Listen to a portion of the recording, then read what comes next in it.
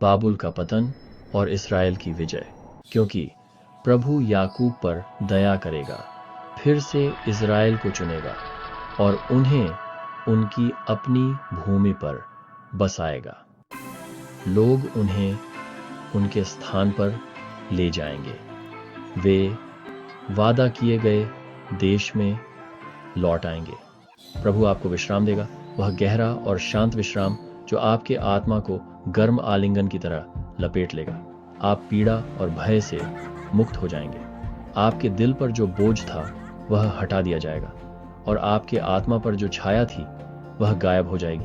आप कठोर दास्ता से मुक्ति पाएंगे।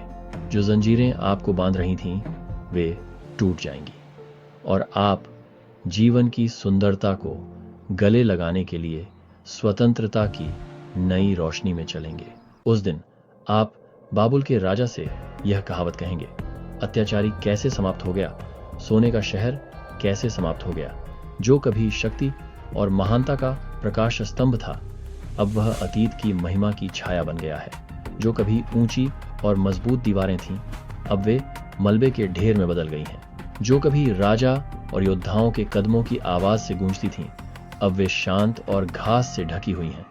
जो कभी धन और समृद्धि का प्रतीक था, अब वह समय के प्रवाह और सभी साम्राज्यों के अनिवार्य पतन का गवाह बन गया है।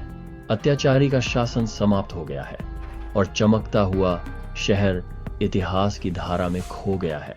प्रभु ने दुष्टों की छड़ी को तोड़ दिया है।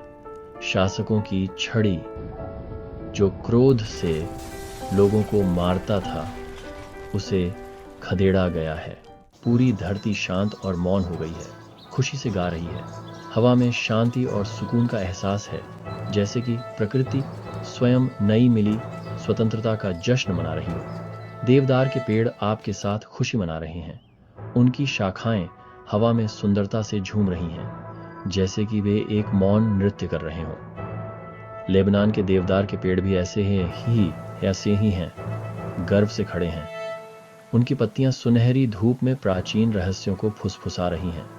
प्रकृति अपनी पूरी महिमा में बाबुल के पतन का जश्न मना रही है। हे चमकते सितारे, सुबह के पुत्र, तुम आकाश से कैसे गिर गए।